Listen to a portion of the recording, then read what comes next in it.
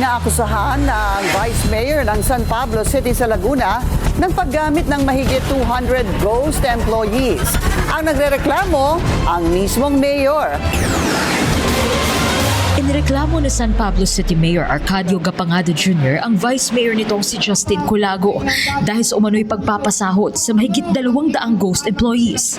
Ayon kay Gapangada, idinulog na nila ang reklamo sa Office of the Ombudsman dahil napag-alaman nilang may mga pangalan nakalista bilang empleyado ng tanggapan ni Colago pero hindi naman ito nakatanggap ng sahod. Ang iba naman, hindi raw empleyado at nagamit lang daw ang mga pangalan at may mga nasa abroad pa umano. Hindi po sila ang tumatanggap ng naturang sweldo, manapay ibang tao ang tumatanggap ng sweldo at ito'y ginawa sa pamamagitan ng panliling lang sa kanila. ATR po na hindi nagtatali doon sa personal data sheet, yung pong kanilang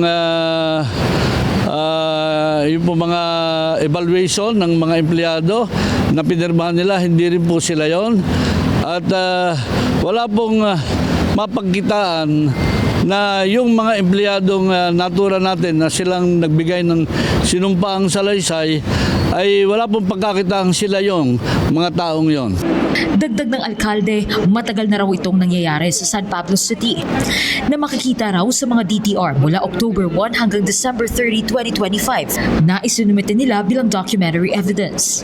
Records will show na nandiyan po sa Paymaster, lumalabas po yung records na may tumanggap ng pera na when you interview the people involved ay hindi po sila ang tumanggap at sila po handang magbigay ng mga susumpaang salaysay to prove na sila po na sila hindi talaga hindi po sila tumanggap na manapay lumalabas na ninakaw ang kanilang pagkatao.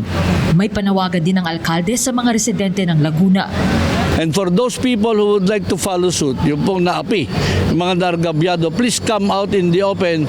Graft and corruption at malversation of public funds through falsification of documents ang inirereklamo ni Gapangada laban kay Colago. Sinusubukan pa rin kunin ng Billionaire News Channel ang panig ni Colago.